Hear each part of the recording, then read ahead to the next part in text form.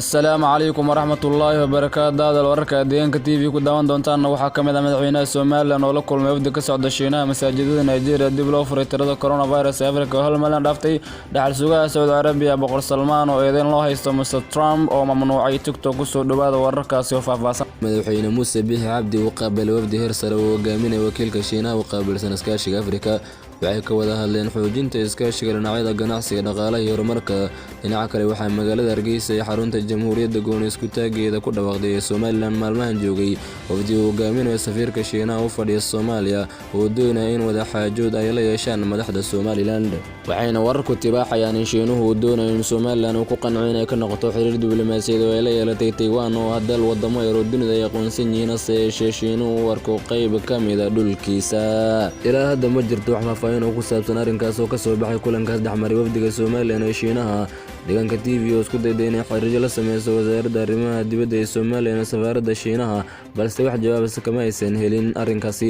wararka ayaa sheegay intaas ku dareen in Soomaaliland dhankeeda ay ka cagajigayso waxyaabaha ay soo bandhigtay Shiinuhu oo rabo inuu kaga bedesho inay ka noqdaan xiriirkooda Taiwan. muslimiinta ku nool magaalada ugu weyn Nigeria Lagos ayaa markii ugu horeysay salaada Jimcaha ku tukanaya masaajidada kadib markii ku dhawaad 4 bilood ay masaajidada xirnaayeen halka kaniisadaha dalkaasi dib loo furay xadda.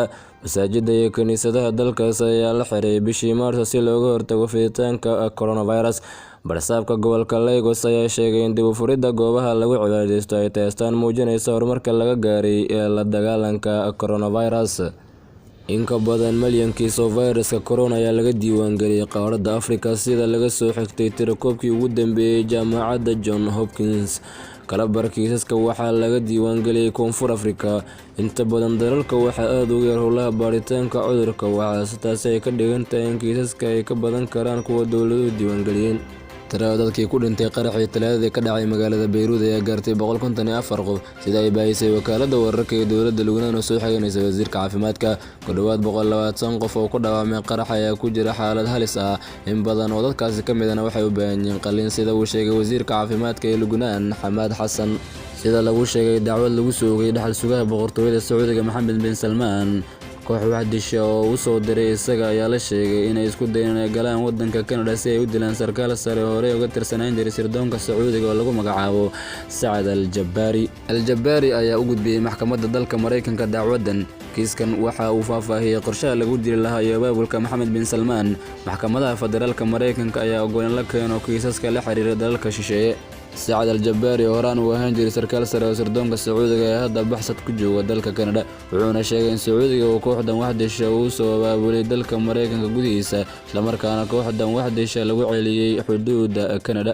kooxda waxdisha oo lagu magacaabo guutada Shabeelle ayaa isku dayay inay dilaan Saad al-Jabari 13 maalmood kadib markii uu dhacay dilkii suxufiga caanka ee Jamal Khashoggi iyo sidoo kale ay sirdoonka Sacuudiga ugu dileen magaalada Istanbul Turkiga 2 Oktoobar 2018.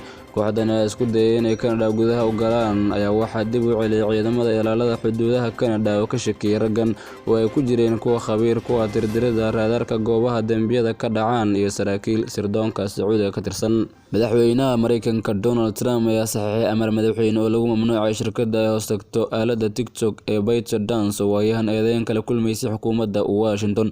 amarka madaxweynaha ayaa dhigay in Mareykanka ay khasabtay in tallaabo adag laga qaado milkiilayaasha shirkadda TikTok si loo difaaco ammaanka qaranka. madaxweynaha ayaa sidaas sheegay.